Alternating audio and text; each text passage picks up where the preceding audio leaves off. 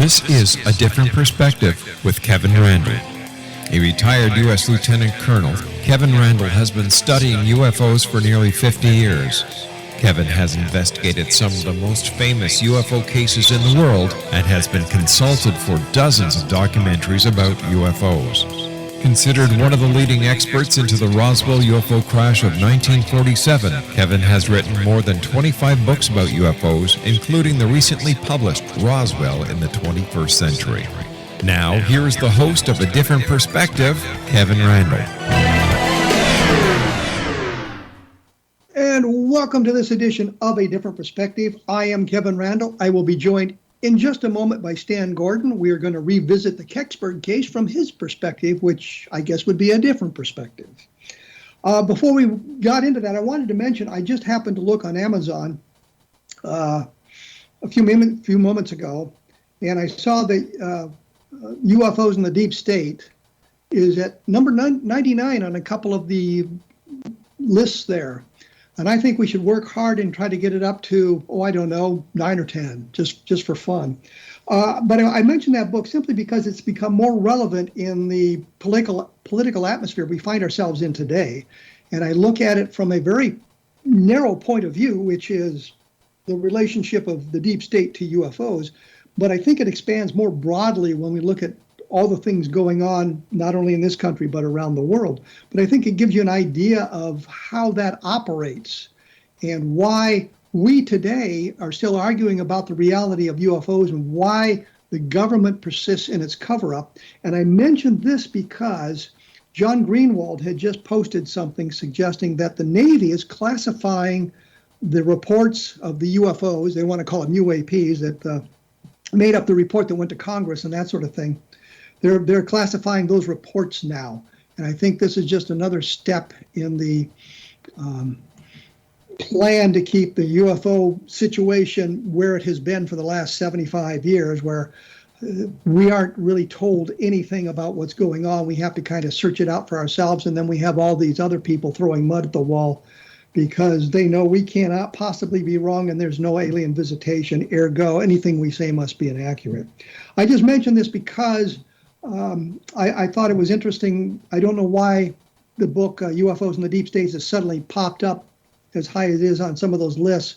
I'm delighted it's there, and I hope we can grow from that point of view.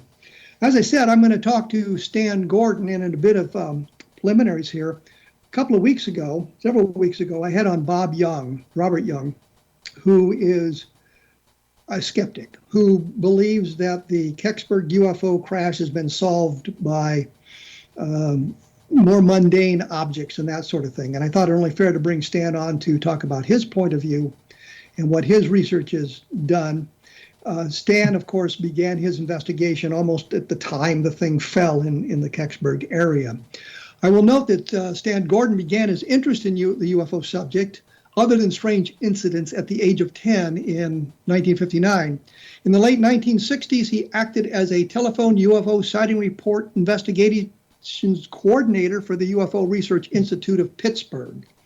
Stan began in the field investigations of UFOs and other mysterious events in 1965 and is primary investigator of the December 9th, 1965 UFO crash recovery incident that occurred near Kecksburg, Pennsylvania. And I would not dispute that at all. He's got to be the number one guy. In 1969, Stan established a UFO hotline for public to report UFO sightings to him to investigate. In 1970, he founded the Westmoreland County UFO Study Group, the first 3 volunteer research groups which he would establish to investigate UFO sightings and other strange occurrences reported in Pennsylvania.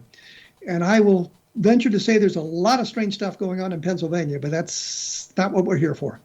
Since November of 1993, he continues to investigate and document strange incidents from the Keystone state, which of course is Pennsylvania, for those of you that don't know nicknames of states, as an independent researcher.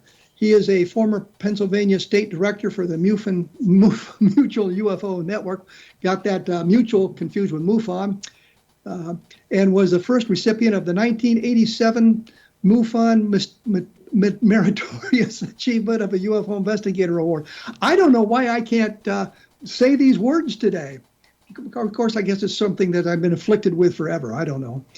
He has been involved with the investigation of thousands of mysterious encounters from across Pennsylvania. He has appeared on numerous local and network TV news and documentary shows. Since the late 1960s, he has been lecturing to the public on UFOs, both locally and nationally, for various groups and conferences. Some of the topics include the synopsis of the Kecksburg case, UFOs and Bigfoot incidents, mysterious creatures and encounters.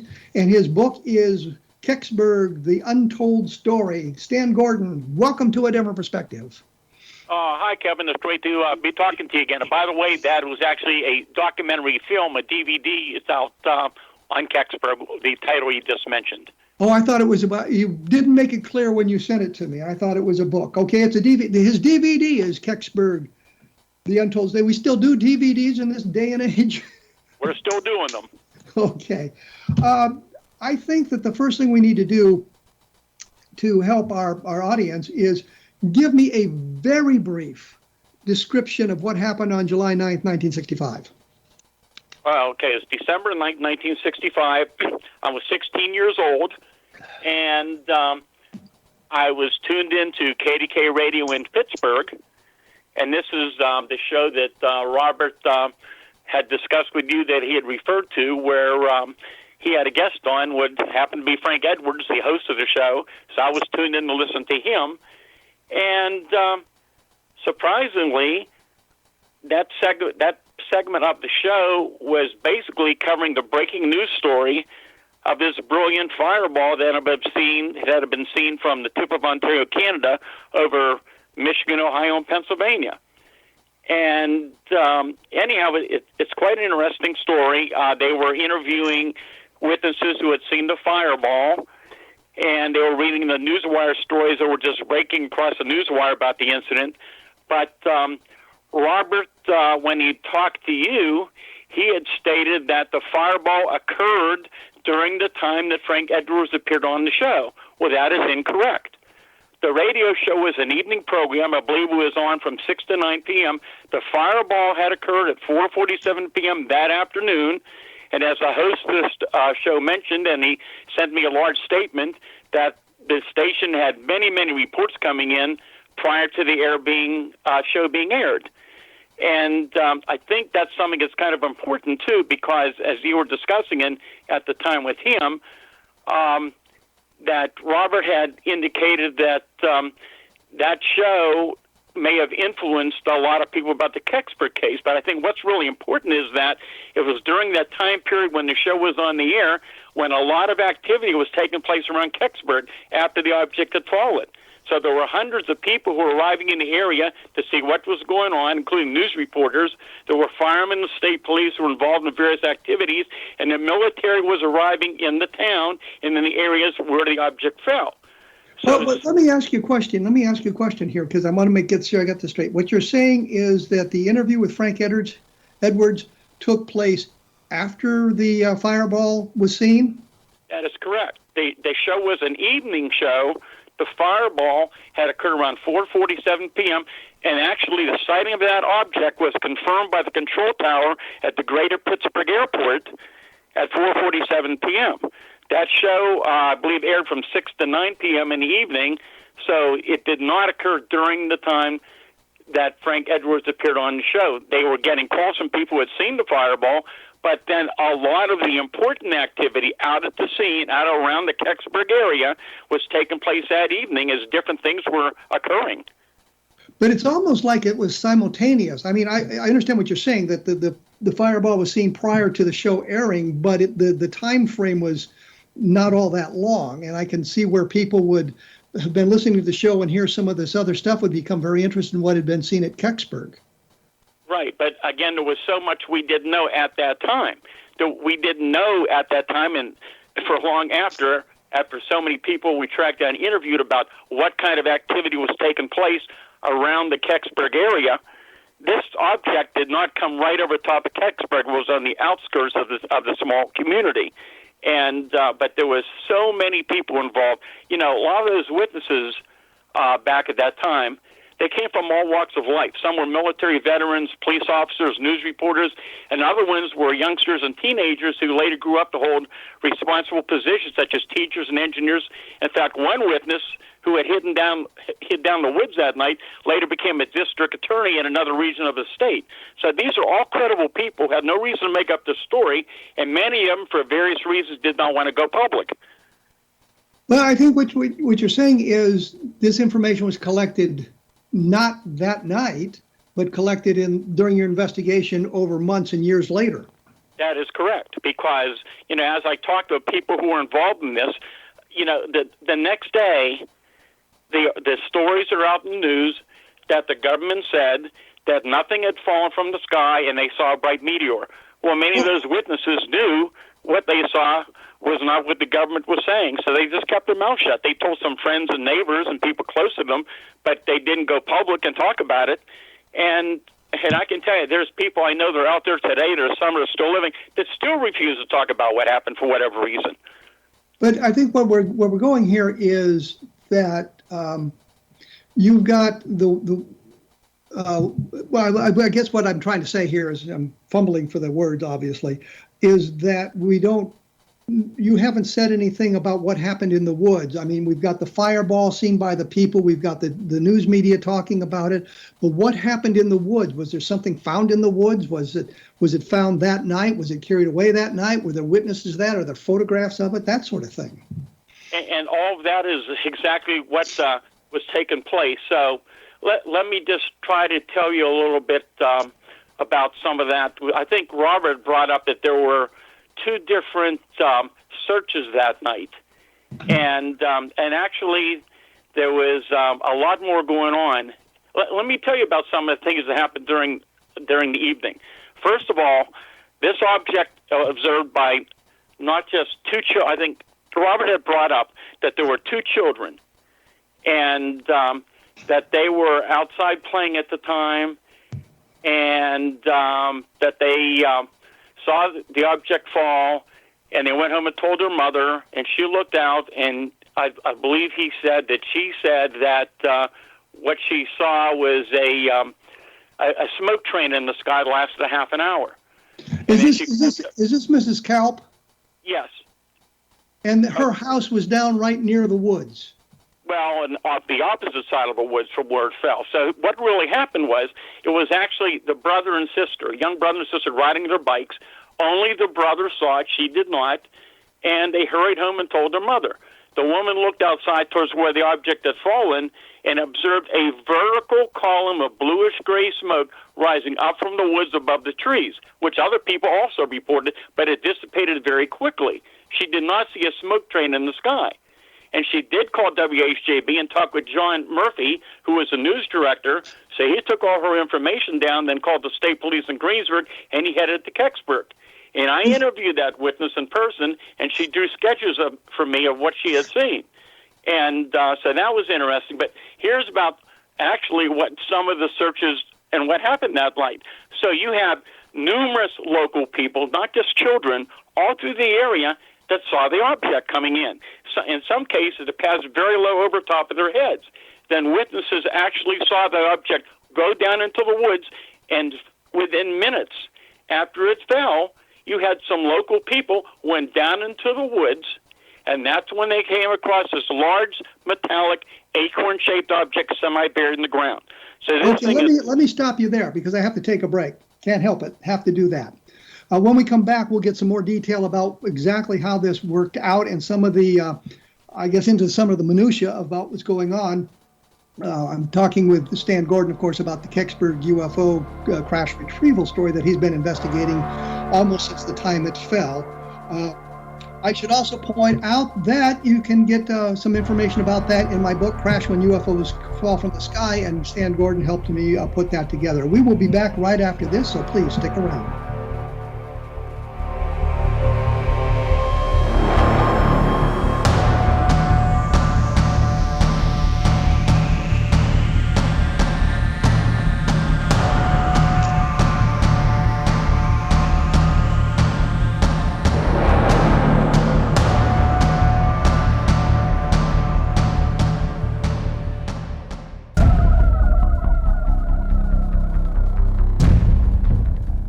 I am here with Stan Gordon. We're talking about the Kecksburg UFO crash retrieval that he's investigated since it happened.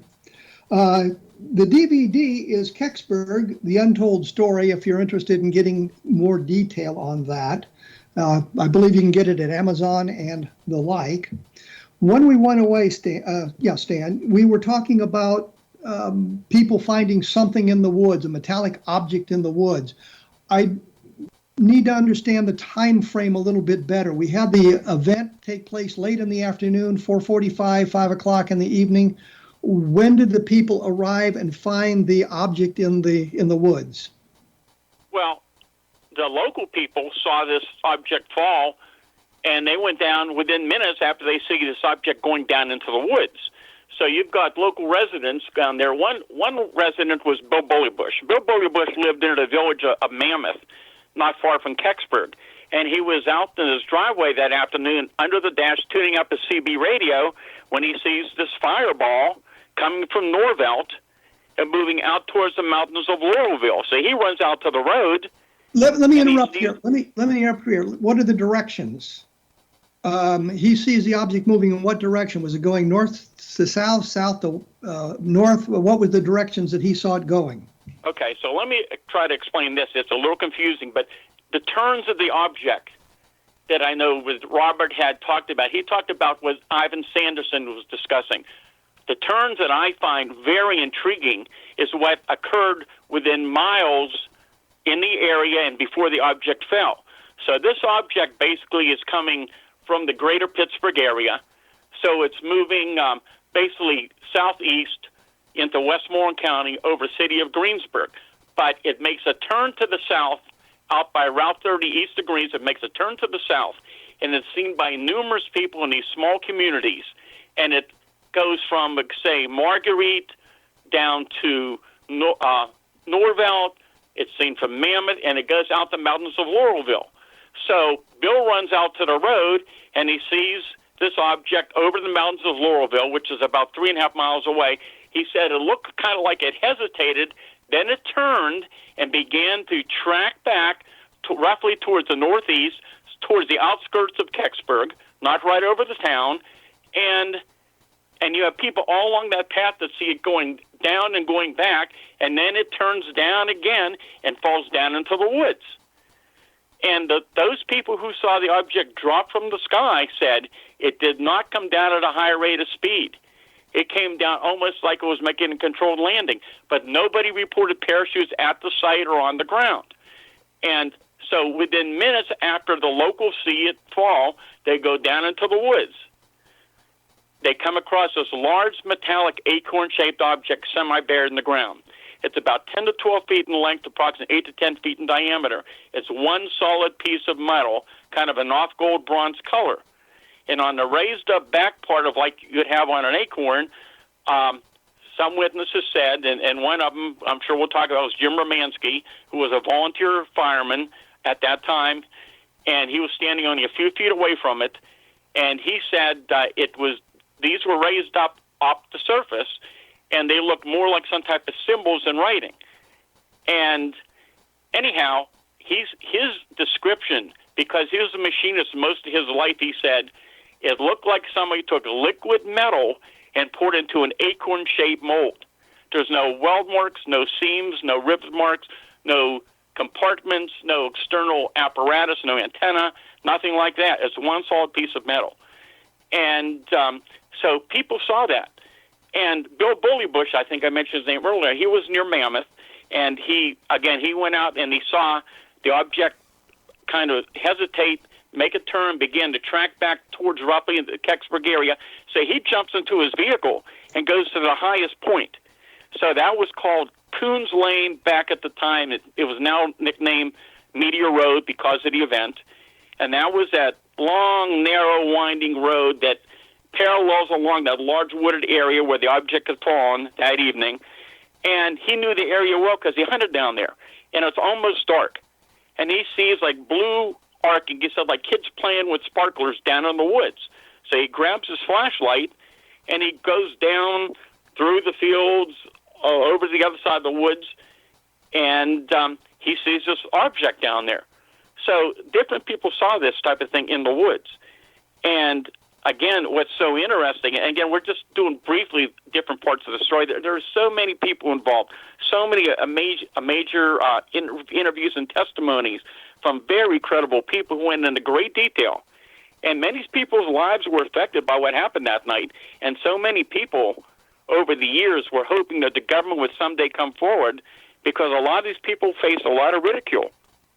Well, let me ask you a question. How soon did the authorities arrive? Well, that's kind of interesting. You know, over the years, different people told me that they believed that within a relatively short time, within an hour, they began to see at least a small amount of military vehicles, like maybe a military jeep, riding around the area. But it was over a period of several hours during the evening that a lot of the military began to show up. They came in from different directions, and lots of people saw them. And have you identified any of these military people? I have identified one, and I can't say who it was. I'm not using names, but I've interviewed many sources, and I did interview one in particular who was a part of the security team that guarded the object when it came in during the early morning of December 10th, 1965, on a military flatbed tractor trailer that many people saw at Kecksburg. As the object was leaving, it went out around 1 o'clock in the morning.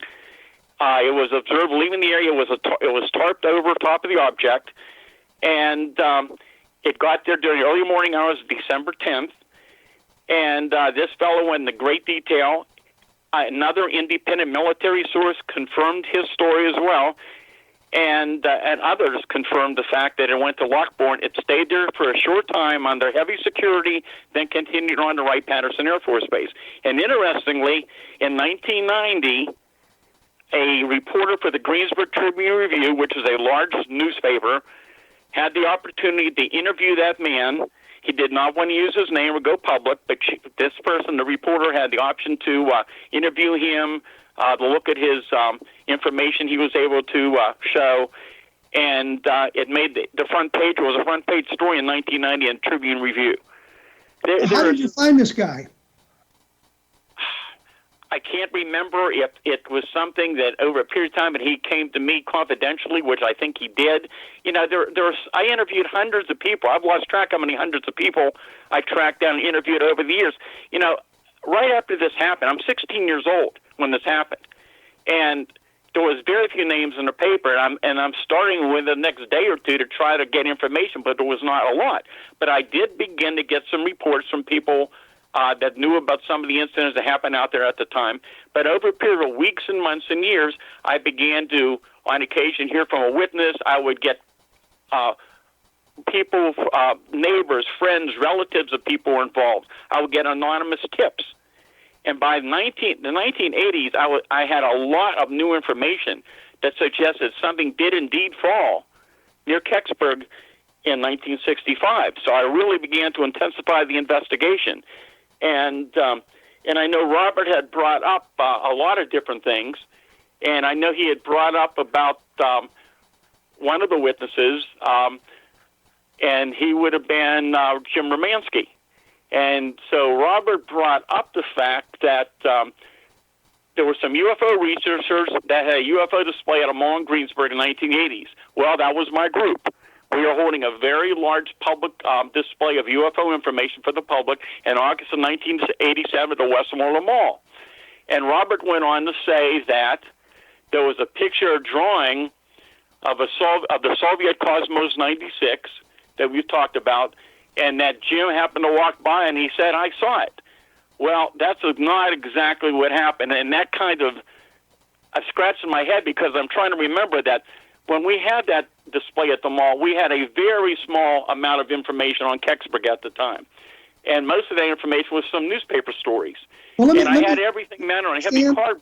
Stan, let me go back here because we moved away from where I wanted to go, and I wanted to stay kind of there in the woods for the moment. Because I don't understand how they got the object. If the object is down in the woods and they've moved it out on a flatbed truck, how did they do that? Okay. Well, again, there's so much and so many details and so many things that happened during the evening. First you had some of the local residents go down and see the object, but they didn't call and report finding it at the time. They kept their mouth shut.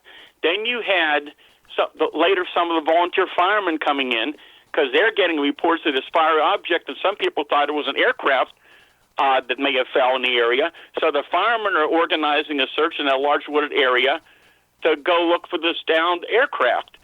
And then you had the military come in. So there were different things going on during the evening as things are going on. So the locals already find it, but the firemen don't know it's already been found. And then the military comes in. And I was down in the area many times and talked to many people who were involved in this. And what happened was you could not take the trucks right down into the woods where the object fell. And what they did, and again, very few people knew about this, some people had seen among the equipment that was there on the scene that night, they had a small crane.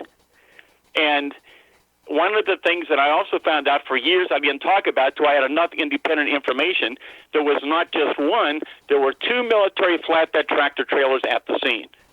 And they had to winch it over and then load it on the flatbed truck. And John Hayes, who's gone public, I interviewed his mother years ago. That was the family that Robert indicated he didn't know anything about. I think you asked him a question about a family where the military was coming into their home. That was the Hayes family. They were renting a small farmhouse closer to the impact site. And they had a bunch of young children. And they had windows all around the house. So young John is 10 years old, I believe, at the time. And the kids are all excited because they're seeing on the farm road, that farm lane coming in, which they call their driveway, they see fire trucks, they see military vehicles, they see soldiers out there. And that evening, they have men in normal clothing, and then they have military people in their home in small groups, kind of whispering and talking, and apparently using their phone but reversing the calls.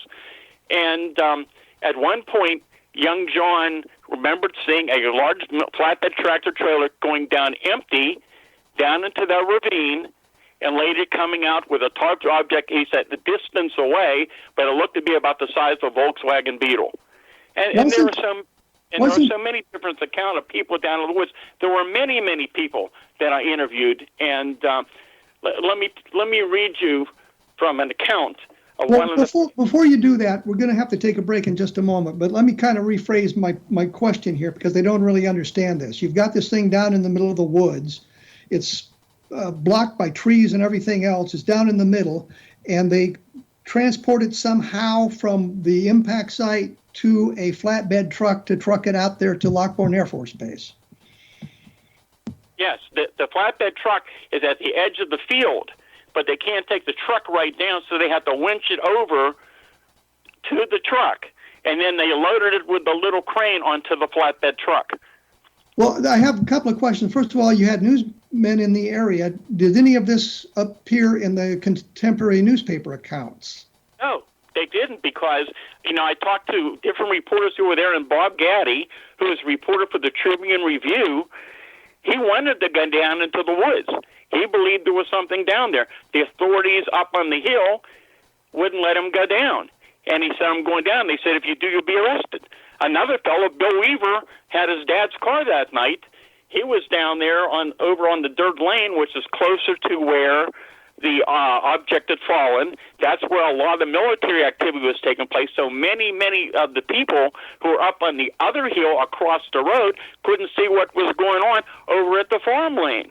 Okay, we'll get back to that in just a moment. I've got to take a break. You are listening to A Different Perspective on the X-Zone Broadcast Network. I'm here with Stan Gordon. We're talking about Kecksburg, and we will be back right after this, so please stick around.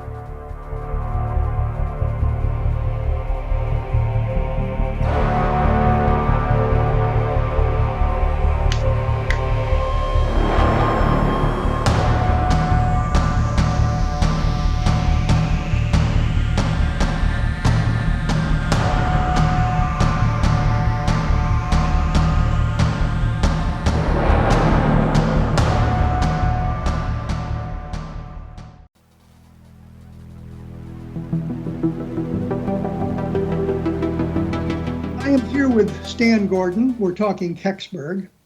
When we went away, I was wondering exactly how the military got the object out of the woods. If there was any contemporary accounts about that in the newspapers. There's reporters on the scene.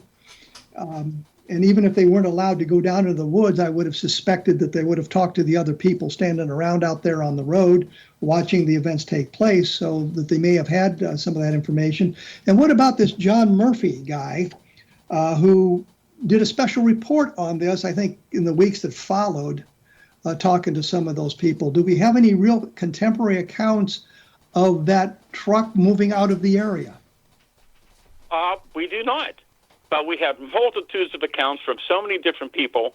And, it was in the mid-1980s, as we're getting some more information, we still did not have a witness at that point about seeing an object on the ground, only from other reports were coming in. And we got more and more information, and my team was searching down through that particular area, and we found what appeared to be a pattern, a trajectory, where the tops of trees were broken off, trees were knocked down in the same direction. And, we started to talk earlier about Jim Romansky. Jim Romansky, again, was, we first met when he came across our display at the mall with his family, and one of my associates, another person, was there with our small display in Kecksburg, and he stood there for a few minutes, and he listened in, and he said, "Are you talking about that thing that happened out in Kecksburg years ago?" And they said, "Yes." And he said, "I was a member of the search team that found the object." He was not from Kecksburg. He hadn't been out there since 1965. And later on, he offered to go with us out to that area. We told him absolutely nothing. We told him nothing about the tree damage or the area, and he remembered certain landmarks on that night. And he walked around for quite a long period of time. And as he walked around, he said, "You know what, fellas, I think we're right on the spot." And one of my associates and I looked at each other. That was right in the vicinity where we fell from the tree damage that the thing would have fallen. So interestingly, about 6 months later, young John Hayes, who was a little boy that was in that farmhouse near the impact site, they played in the woods every day. That was their playground.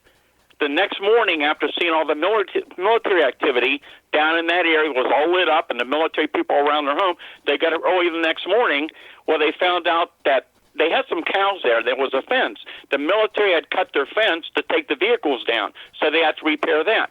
So they're down in the woods, and he told me, he said, "We were down here the day before. The trees and everything were fine, so the next day the trees were knocked down and broken down." While they're down there the next day, they run into a man with some type of equipment. They weren't sure it was a Geiger counter or a metal detector, and the man told them, "You should get out of here. There's a chance of radiation." And the boys didn't know what radiation meant, so they went home. And again, that's another really important part of the story. There's so much here, Kevin. It would take us hours and hours to even get into it. But what you're kind of jumping around in the time frame. It sounded like they were down in the woods the next day after Romansky told you about his story down there. And what you're saying is they were in the woods the next day after the object was removed. Is that correct? That is correct. So Romansky is not part of the story of the boys going into the woods finding the cut fence. No, that's a separate thing. I am moving around. So Romansky takes us down to this spot where this happened. 6 months later, young John Hayes, who was down there the next day and saw the activity the night before, he took me to the same exact spot down into the woods, knew nothing about Romansky. This is a very thickly wooded area.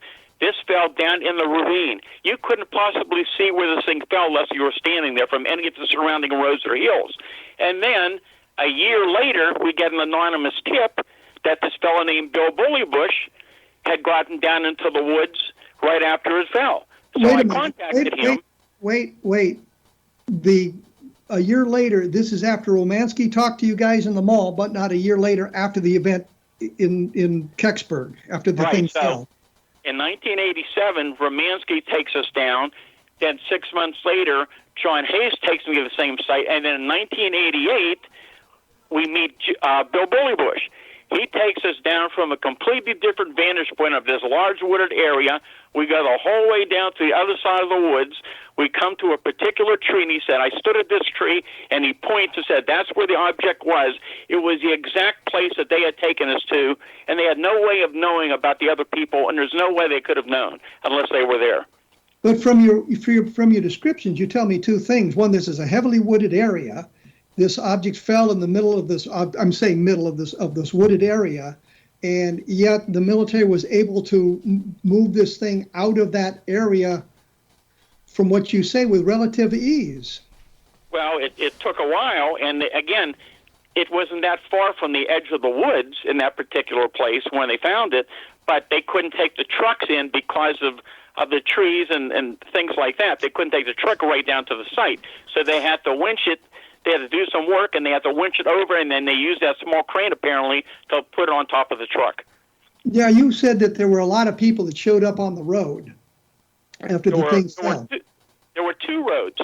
There was the road that is the road that parallels along the woods, where probably hundreds of people were on a little two-lane road that night, but the object fell way on the other side of the woods, where you wouldn't have been able to see it in the dark from that distance, and it was by that side of the woods, which was an old dirt farm lane, where a lot of the military activity was taking place, and where they apparently the truck came out, and was seen by different people. Jerry Betters is another fellow that went public, among many others. Jerry Betters was a well-known jazz musician in the Pittsburgh area. He was renting a farm out around Murraysville, so it's between Pittsburgh and Greensburg, and something had frightened his horses that afternoon, and then he heard on the radio about the object fell near Kecksburg.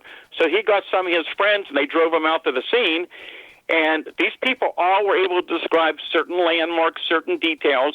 It was on that dirt lane that other people describe. He sees a fire truck, he sees military vehicles, and they look down to the left, down towards the woods in the field where this all was taking place, where many people describe, and he sees this military flatbed tractor trailer with a big star on it, and here's the object on the trailer, but for whatever reason at that point, some of the tarp was open or came apart or whatever, and he gets a look at this thing, and it's in the distance, but he can see it fairly clearly. And about that time, an Army officer comes out, starts yelling at these young soldiers, "Get them out of here! Get them out of here!" They all aim their rifles at them, and the fellow who was driving the car was scared, and they left. Okay, I have two questions for you. First of all, you're gathering all this information later. You weren't there on scene that night, is that correct? I was not on the scene that night. I wasn't even driving yet. I just wanted to make sure we had that clear. So you're gathering the information later. I have no problem with that, because I gathered an awful lot of Roswell information long after the event took place.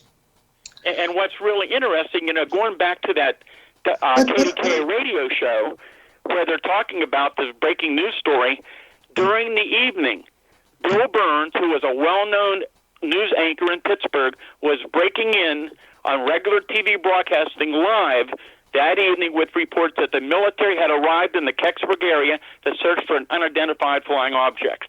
And that went on a couple of times. I mean, that was a major news story. And you had all these reporters on the scene that I interviewed who either interacted with the military or saw the military. And there were so many. Here's in front of me is a statement. And this is from a fellow that is a well-known person in the area. He actually owns... he's a funeral director, and he went on to great detail, and I believe he did go public, and that talked about how he and his friends, after hearing about the incident, found their way out to Kecksburg, and they go into great detail about the terrain and the fences they have to crawl over and everything. And Dave Newhouse, his name, he talks about what happened that night, and I'm not going to read all this to you, but this one part's interesting. They're going over the fence, and he said, I don't remember if there was a fence on top of that, but we could see spotlights just over the knob and to the right. We started walking very quietly towards the light when a soldier appeared in front of us with a rifle. He yelled, "Halt," and scared the S out of me at the same time. I thought he was going to shoot us. From that point, I could see a big truck, a Jeep, and a fire truck, and something covered by a tent or canvas. There were people all over the place. I have no idea what was taking place, or all the security and the military may be very suspicious. I remember sort of walking very fast back to the Nash, the car, and slipping in a cow pie going down the hill. So he's talking about an armed soldier in this area at that time. Are there any contemporary reports of the soldiers being armed? If their soldiers were there, were they armed? No, they didn't. They did mention Army and Air Force, and they did, of course, mention state police, and they didn't say, well, the state police are armed. No, they did not. They didn't go into great detail, just the fact that there's Army and Air Force personnel involved in it, and there were many local and national news stories that talked about that. But we don't have any contemporary reports of armed military personnel there. I know there were at least 3 guys there from the Air Force because they came out from Pittsburgh, from a radar station there. There was a 662nd Radar Squadron. There were 3 Air Force people involved, and actually they found another person that they was tracked down. I interviewed some people from that unit, and that was a part of the Oakdale, the Army support facility at Oakdale. And, again, the government did a really good job of covering their tracks, their paper trail, because there were so many witnesses that observed the military, observed the Army. Just to give you an idea again, here's a statement from another fellow I interviewed. He had got out in the military 3 years before. He had a very important position in the military. He knew the military quite well and equipment. He was on the scene as things were just developing that evening, and he goes into, he said he was familiar with military vehicles. He stated that a large amount of equipment was coming into the site from the road and somewhere down in the field that would lead down to the woods of the crash site. He clearly remembers 2 large military flatbed trucks, both with large searchlights. He also said there were several military cars, jeeps, and trucks, and the witness stated from where he stood looking down the hollow, they could plainly see bright blue arcing like water sparks. But the point really is, you've got reporters in the area, you've got people running around loose. Are there any newspaper stories from that time, from December 10th, 11th, 12th of 1965, reporting on these activities? You see what I'm getting at? Let me tell you this. Again, this is a detail that many people do not know. This is December 9, 1965. We know from many people, including, again, independent military sources, the object was transported to Lockbourne Air Force Base near Columbus, Ohio, early the next morning, then continued on to Wright-Patterson. And the next day, in the paper, the official explanation is from the officials that nothing had fallen, it was a bright meteor in the sky. But for years, and this is one of the details that I would not publicly talk about until I had enough independent confirmation, for years I had reports that people in the area the next day saw other, not as many like the night before, but they saw men in what they called moon suits or decontamination outfits carrying equipment down. They saw other investigators and people down in the woods. And interestingly, so here's the Pittsburgh Press, one of the major newspapers in the country, December 10th, and I'm not going to read the whole story, but it says, as Friday's paper, it says, meanwhile, scientists and Army and Air Force officials resumed the search today for a smoldering object reported to have fallen in a wooded area, Kecksburg, Westmoreland County.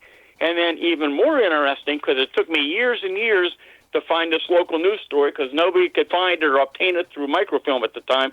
It was the local weekly paper closer to Kecksburg. Kecksburg was in Mount Pleasant Township. So this was the Mount Pleasant Journal. And it says, many questions still unanswered. Mystery surrounds area's fallen object. And again, it's a big story. I'm not going to read it all, but just a couple details that the immediate area would... Stan, you're going to have to read it after my break. That's fine. Thank you. You're going to have to hang on there. We've got to take a quick break. We're talking with Stan Gordon. We're talking about Kecksburg in 1965 and the possibility of something falling in the woods near that little town. You are listening to A Different Perspective on the X Zone Broadcast Network. Please stick around.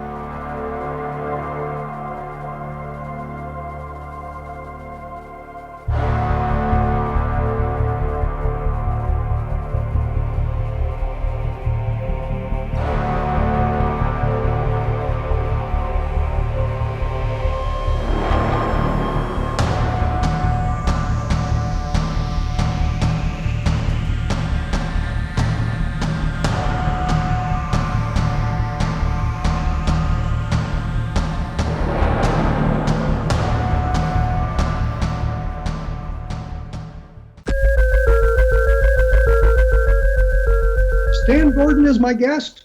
We are talking about Kecksburg. I interrupted him when he was about to provide us with a contemporary newspaper account from a small newspaper that he managed to track down. And you were going to say about that, Stan? Just, again, somebody excerpts from it. It says, the immediate area where the unidentified object was reported to have fallen was roped off on the possibility that if something had fallen, it may have contained radioactive material. But then it also goes on to say that, now we're talking about Friday morning, at dawn, searchers resumed their work. By Friday evening, the area had been thoroughly scoured by police, military authorities, scientists with Geiger counters, and other volunteers. Okay, but the thing that's tripping me up here is we have no names of soldiers. We have reports of armed men, armed soldiers. I'm saying soldiers as opposed to police officers because I assume the police officers would be armed. It bothers me that they would have been, the military would have been out there with weapons. This doesn't seem right to me. And it bothered a lot of the civilians who were out there too. And there were many of them who talked about this. One young fellow, and again, a lot of this has gone public, and in many cases, people did not want to talk about it publicly for various reasons, their positions. The military sources, I have their names. I know who they are. And, you know, I hope you understand that I always have to respect confidentiality, which I've done in thousands of cases, and that's why I can't release it. But I can assure you that I know who these people are. And the reporter for the Tribune Review knows the identity of that military source who was a part of the security team at Lockbourne Air Force Base. And I can tell you, for example, and again, there's so many different details. Bob Kowaleski was a retired state police trooper in eastern Pennsylvania at the time it happened, but he was from Greensburg. He happened to come home about 2 weeks after the incident, and he ran into Carl Metz, the state police fire marshal, who was down at the scene.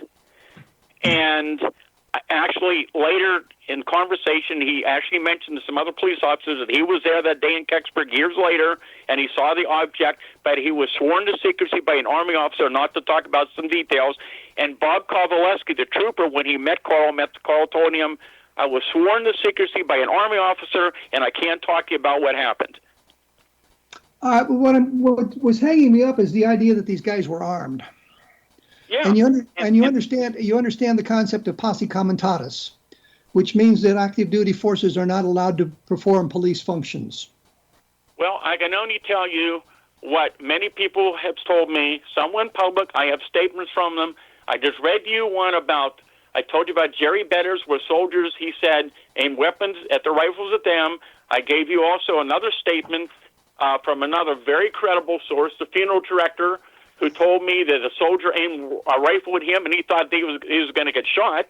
There were other people in the town who saw soldiers walking around with helmets, had sidearms and rifles. And there were many of them.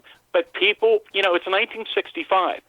The next day when it's in the paper, the government's saying there was nothing there, nothing was going on, they found nothing. People kept their mouths shut. It was a whole different time period. And that's how it was. And again, there are many people over the years, I've talked to family members and others who I know were involved in, and they still years later, we're going on 56 years next month, and they still won't talk about it, and many have gone to their graves not knowing the truth about what happened. But so many people knew that that's what occurred that night, and what the object was, we don't know. And by the way, Kevin, you know, if you'd read over what I've talked about and discussed for years and years, I've never tried to prove that the object that fell was an extraterrestrial spacecraft from another planet. I've always said that that's a possibility that we need to at least consider. But, you know, I always said that this could have been a highly advanced man-made space probe with some type of reentry control capability, a secret government or military experiment, but possibly, could it be a spacecraft from another planet? Well, we don't know. And there's so much information we didn't have time to even begin to discuss. But there was no doubt the object made turns within miles before it fell. Witnesses who saw it come over very low said it was moving no faster than the speed of a small aircraft on approach to an airport. Some heard a hissing sound. And it's just an amazing case, regardless of what the object was.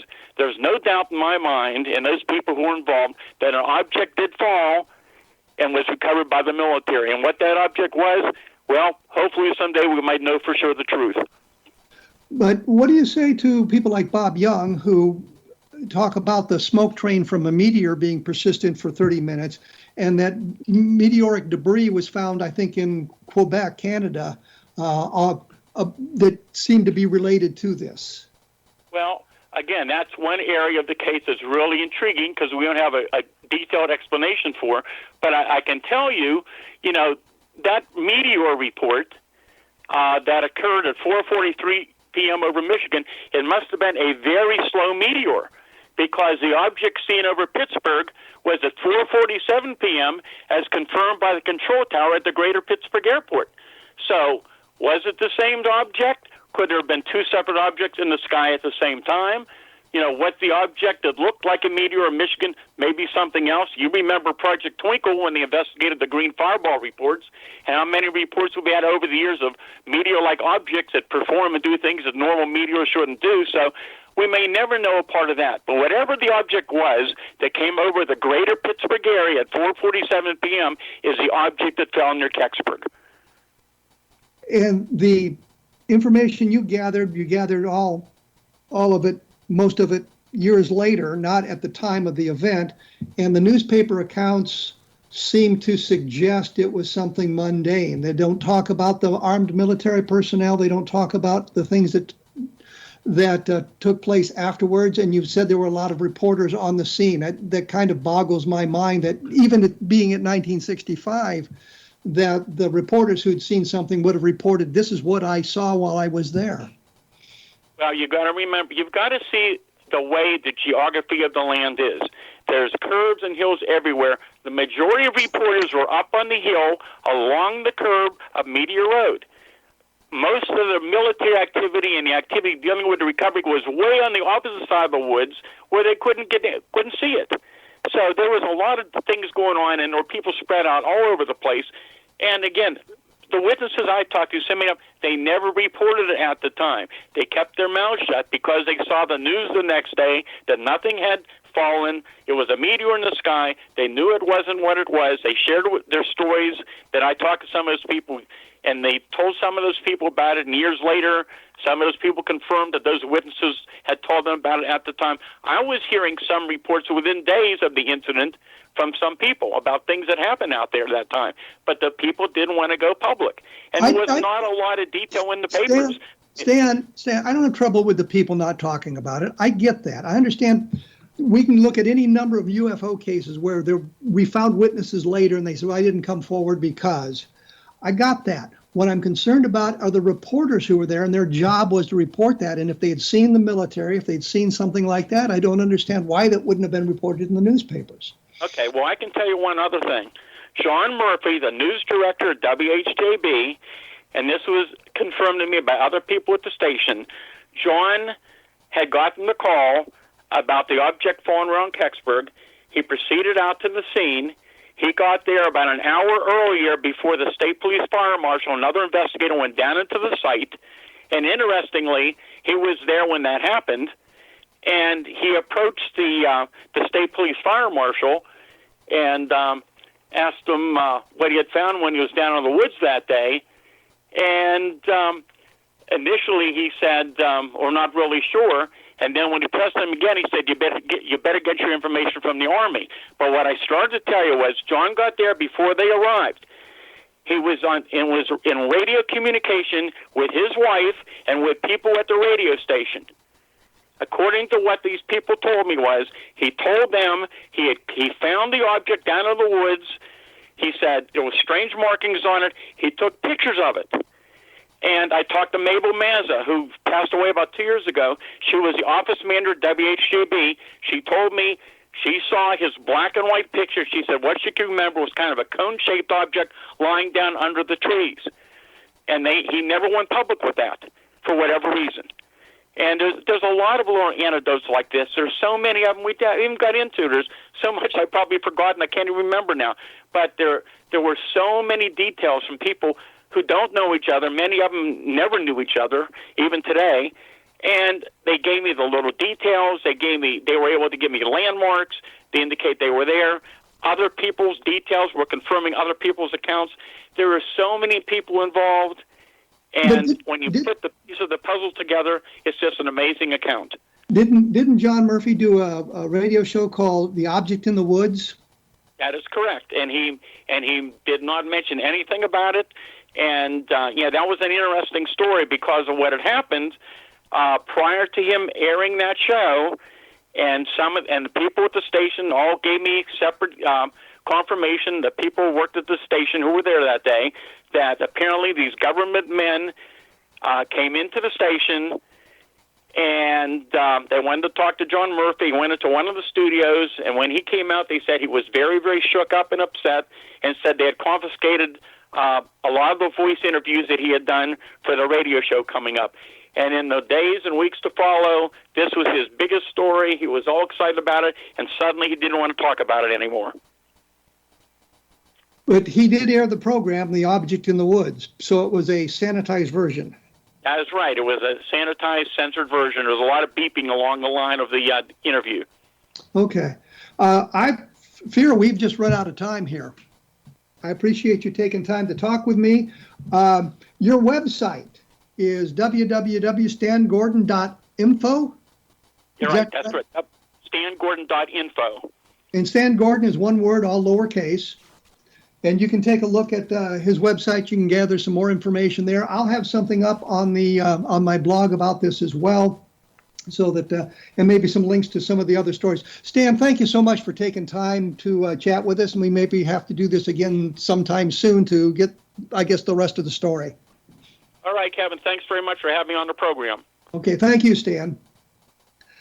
In the coming weeks, there's a book out called When Einstein Went to Roswell by a Dr. Peter Strasberg. And if I had to look back to see the title of the book, I'm going to have him on the program next week. We're going to talk about the information that he presents in this book and how he's linked Einstein to the Roswell case. The reason I hesitated there was going to say how he linked Einstein to the Roswell case. I'm not sure the link is really very solid. And we'll get his take on that and how he came to write this book and what the evidence is that Einstein was involved in the recovery, or at least examination of the object that fell in New Mexico back in 1947, where we find some of the same things going on there that Stan talked about, some of the military operations there and the way they kind of suppressed information, which is, I guess we can kind of agree that does go on periodically, but it's usually under the cloak of national security. And like I said, I've talked about that in UFOs in the Deep State as well, and how that works, and that they may wrap that mantle of national security on things that really don't deserve it, and that sort of thing. I also wanted to mention that I've got a book, the Best of Project Blue book, which I think will help understand part of this as well. When I've looked at in-depth Blue Book investigations, and I could apply information gathered long after Blue Book closed or the investigation ended, and apply that to the information that was published at the time, and see where the mistakes were made. And I think that anybody who's looked at Project Blue Book understands mistakes were made about how they operated and what they were doing at the time. But I think that gives you an idea of the haphazard nature of the investigation. Sometimes they were very good. Sometimes they did a great deal of important work, and sometimes they just sort of didn't do much of anything else. So I'll have that coming up in the next few weeks on a different perspective. I should point out that there are some other fine programs on the X-Zone Broadcast Network. So if you have a chance, go to xzbn.net and scroll down the list of programs, and you'll find something that's going to be very interesting, I'm sure. I will be back, as I say, in 164 hours, 165 hours, I've forgotten the number now, with Dr. Peter Strasberg talking about Roswell. Thanks for listening.